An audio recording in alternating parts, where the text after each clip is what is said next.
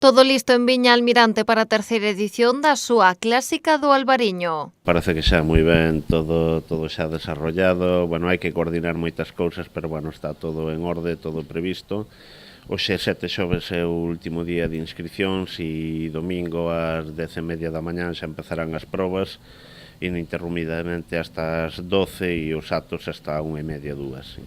A cita será este domingo e a piques de pechar as inscricións a proba reunirá un número de corredores moi semellante ao das pasadas edicións. Tamén repetirán algunhas das grandes figuras deste deporte en Galicia. Entre 200 e 300 corredores serán os que veñan, pero a nivel calidade veñen os top e neso convirte nunha proba espectacular, non? O sea, basta ver o cuadro masculino. Temos a participación de Lolo Penas e Alejandro Fernández, que foron o podio o primeiro ano.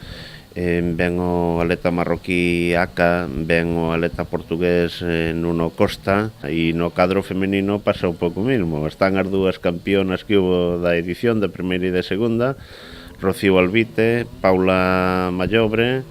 Levei unha alegría, volve Gestido, que é unha histórica competición. Os corredores de primeiro nivel dan a proba a calidade competitiva, pero a Clásica do Albariño Viña Almirante pensa tamén en todas as categorías e idades, sen perder de vista o seu carácter promocional e lúdico. É unha proba deportiva que relanza o concello, relanza o sector, o sea, implicala co Albariño, relanza a propia bodega, e é un acto de festividade aquí no concello. Habrá algo co que habituallarse, non? O sea, de comida, de bebida e facer unha xornada lúdico-festiva, non? Algo de música lúdico-deportiva, quero dicir. Os interesados en participar aínda están a tempo. Poderán inscribirse ata medianoite na web www.msports.es.